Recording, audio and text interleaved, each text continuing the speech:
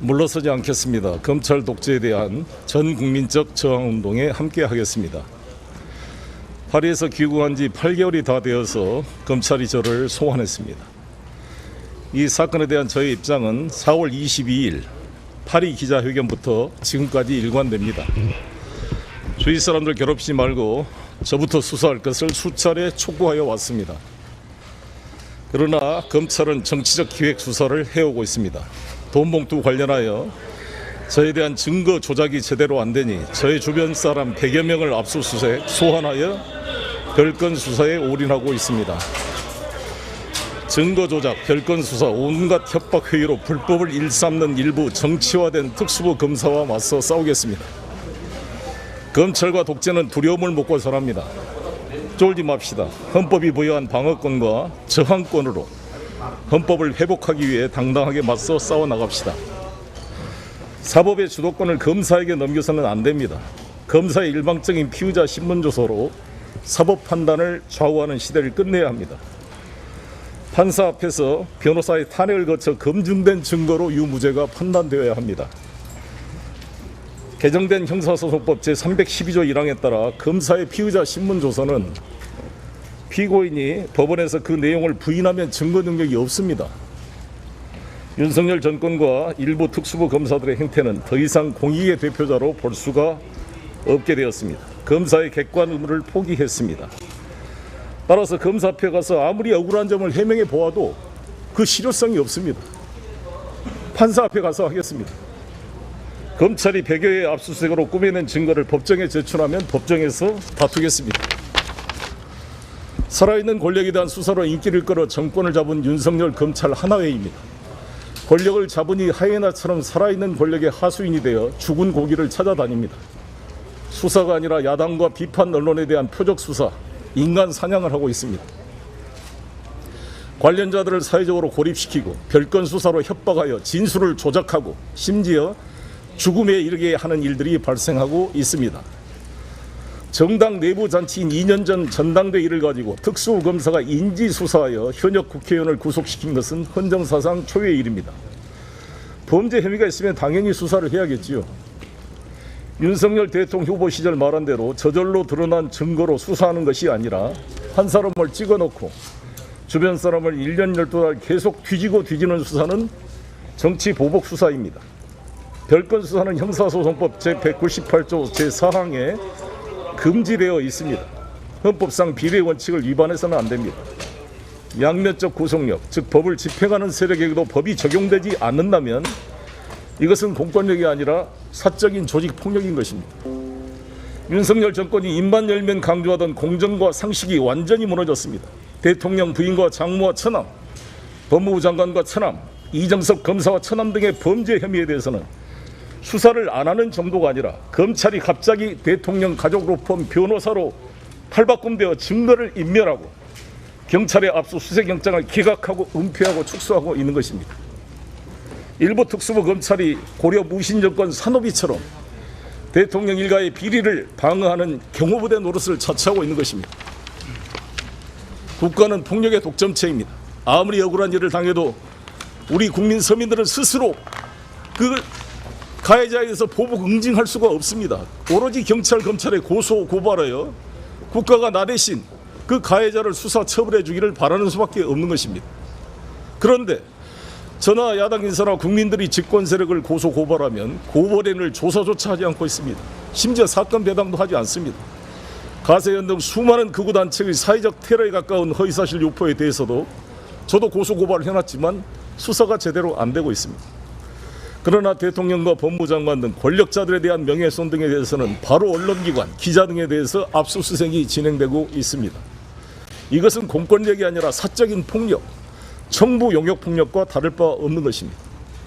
윤석열 대통령이 후보 시절 말한 그대로 검사가 수사권을 가지고 정치 보복하면 검사가 아니라 깡패라고 말한 그대로입니다. 1979년 12.12 쿠데타를 재현한 영화 서울의 봄을 보았습니다. 무능한 대통령과 국방부 장관, 우유부단한 장군들이 한 줌밖에 안 되는 하나의 사조직에 의해 완전히 무력화되었습니다. 12.12 쿠데타는 5.18 광주시민 학살로 이어졌습니다. 민주공화국 대한민국은 조직화된 윤석열 특수부 하나의 세력에 무너지고 있습니다. 암세포처럼 국가기관을 장악한 검찰 하나회가 민주공화국의 기능을 마비시키고 있습니다. 헌법 유린이 일상화되고 정당 민주주의는 파괴되고 집권당이 사당화되고 있습니다. 평화의 한반도가 화약고가 되어가고 있습니다. 안보무능 정권 하에서 휴전선에서 사소한 우발 사태도 걷잡을 수 없는 대규모 무력 충돌로 비화될 위험이 커지고 있습니다. 독립군의 역사는 부정되고 친일 반민족 세력이 부활하고 있습니다. 경제는 끝없이 무너지고 부산 엑스포 119대 29 외교 참사는 이미 전 세계가 윤석열 정권의 무능을 알고 있다는 증거입니다. 축구를 하는데 심판이 한쪽 편만 드는 정도가 아니라 아예 한쪽 편 선수로 뛰면서 11대 12의 경기를 한다면 관중들에게 그 심판은 맞아 죽을 것입니다. 선거를 앞두고 가장 공정하게 국가를 관리해야 될 대통령과 법무부 장관이 아예 국민의힘의 대변인이 되어 야당을 공격하고 있습니다. 저와 주변인들을 수사하고 있는 서울중앙지검 반부패 수사 2부는 김건희 여사 주가 조작과 코바나 콘텐츠 전시계 협찬 의혹 등 사건을 담당하고 있는 동일한 부서입니다.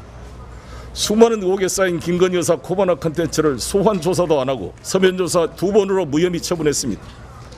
도이치모터스 권오수 대표가 1심 유죄 판결로 실형을 받고 항소심 진행 중인데도 김건희 여사는 소환 조사는커녕 서면 조사도 안 하고 있습니다.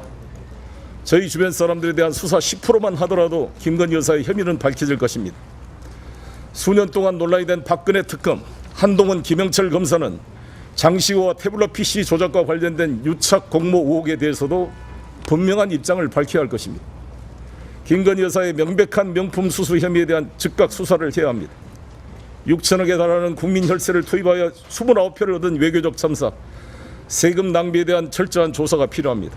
53억 홍보 관련 예산에 코바나 콘텐츠 출신 인사가 개입한 의혹을 밝혀야 합니다. 저는 변호사 오선 의원, 인천시장 당대표를 역임하면서도 전세 빌라에 살고 있습니다. 그것은 무능해서 돈을 낭비해서라고 비판하는 우익 농객도 있습니다. 그러나 저와 아내는 부동산 주식 투기하지 않고 축제하는 대신 기부하고 이웃들과 나누면서 끊임없이 공부하고 연구하며 살아왔다고 자부합니다.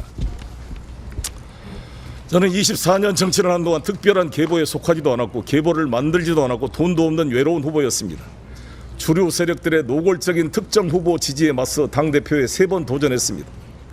자기 돈과 시간과 열정을 내서 비주류인 저를 당대표로 만들어주신 의원님들과 풀뿌리 당원들에게 감사를 보냅니다. 이번 사건으로 인해 고초를 겪은 많은 분에게 송구스러운 마음은 금할 수 없습니다. 잊지 않겠습니다. 정치검찰의 부당한 수사에 맞서 외로운 싸움을 하고 있습니다. 검찰이 서초동 편지국과 받아쓰기 일부 언론들은 검찰반 단독 뉴스로 수많은 피의 사실을 공표해 왔습니다. 앞으로도 이미 상처받은 저의 정치 사회적 명예에 흠집을 내리고 모든 방법을 강구할 것으로 생각합니다. 화살을 맞으면서도 굴복하지 않겠습니다. 많은 국민 여러분께서 응원해 주셔서 8개월을 버틸 수 있었습니다. 저 때문에 고생하신 주변 분들에게 너무 죄송합니다. 모든 정치적 책임은 제가 지고 갑니다. 검찰 독재 탄압에 물러서지 않을 것이고 피하지 않을 것이며 그래야 끝내 이기는 날까지 흔들림 없이 나아가겠습니다. 제가 마지막에 영문으로 쓴 것은 Rise and rise again until lambs become lion. 양들이 사자가 될 때까지 일어서고 또 일어서라. 로빈 후드 러셀 크로의 말인데 이 말은 민주당 국회의원과 민주당원들에게 보내고 싶은 저의 메시지입니다. 질문에 답하도록 하겠습니다. 갖고 있는 혐의들은 다 부인하시는 거죠? 그렇습니다. 오늘 진술서 내고 좀 묵비권 행사하실 계획인 건지 이전에는 그렇습니다. 돈봉투 관련 재판에서 이제 돈봉투 살포 정황이 좀 어느 정도 인정이 되고 있는 상황인데 이에 대해 전혀 인지하지 않으셨던 건가요? 그 법정에서 다투도록 하겠습니다.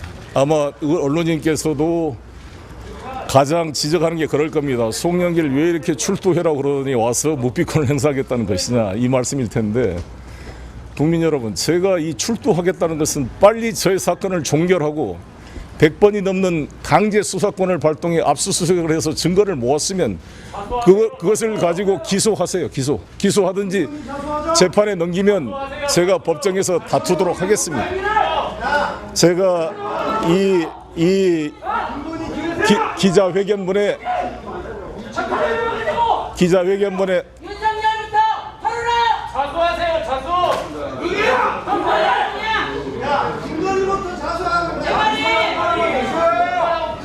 기자회견문에 말씀드린 것처럼 검사의 객관 의무가 무너졌습니다. 여러분, 국민 여러분도 저 검사님이 공정하게 내 말을 들어주고 헤아려 줄 것 같으면 당연히 가서 성실하게 진술하겠지만, 검사가 내 말을 듣지 않고 오히려 계속 나를 얽어매려고 기획 수사를 하는데 내가 가서 말할 이유가 필요성이 없는 거죠. 왜냐하면 진술 거부권은 헌법이 저희들에게 부여한 권리잖아요. 이 헌법의 권리를 행사하겠다는데, 헌법을 지키겠다는데 그게 비난받을 문제는 아니라고 보고요. 그리고 법정에 가서 이야기하겠다. 그리고 법정에서는 이 검사의 피의자 신문 조서는 본인이 부인하면 증거 능력이 없어집니다.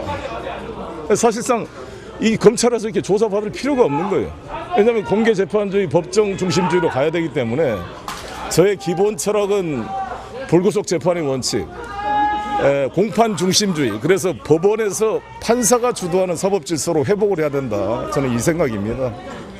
그 사업가 김영건 씨한테 도와줘서 예. 감사하다라고 했던 건 어떤 의미셨는지. 뭐 언론을 저도 봐서 알겠습니다만, 해단식에서 내가 당선이 돼가지고 고생한 선대위 분들 한 100여 명 넘는 사람 해단식 하는데, 거기서 제가 하는 말이 감사합니다, 고맙습니다 하고 다니는 거지, 뭐 내가 유감입니다 하고 다니겠습니까? 상식적으로. 여수상공회에서 전 회장으로부터 받은 기부금의 일부가 예. 검찰은 인허가 대가 로비라고도 보고 있는데, 이거는 어떻게 보세요? 아니, 그러니까 보고 있는 게 중요한 게 아니라, 검찰은 혐의를 가지고 수사할 수 있겠지만, 그래서 증거가 발견되면 그걸 가지고 기소하거나 하면 되잖아요. 저는 일관되게 말씀드린 것처럼 그에 대해서는 전혀 몰랐던 사실이고, 제가 돈 4천만 원에 저의 직무적 양심을 팔아먹을 정도로 정치 활동을 해오지 않았습니다. 그렇기 때문에 이 문제에 대해서는 제가 일관되게 말씀드린 것처럼 몰랐던 일이고, 그 사안에 대해서 문제가 있으면 법정에서 다투겠다라는 게 제 기본 입장이라는 말씀을 다시 드리겠습니다. 그 윤관석 의원이나 그 박용진 의원 부장은 모두 좀 재판을 받고 계신데, 그렇습니다. 그 점에 대해서 좀 입장 없으신지. 너무 죄송하고 안타깝죠. 어찌됐건 제가 말씀드린 것처럼 2008년도에 박희태 그때 한나라당 당대표 선거 때 세 분이 그때도 1억 9천만 원을 인출해서, 박희태 의원 통장 인출해서 300만 원씩 20여 명의 국회의원에 배포했다라는 혐의였는데, 그 세 분만 불구속 기소됐어요. 그런데 윤관석 의원은 삼선원의 현역 상임위원장인 분을 당내 선거 용으로 이렇게 이렇게 장기간 구속시킨다는 것은 형평에 어긋난다고 생각합니다. 네, 그렇습니다. 네.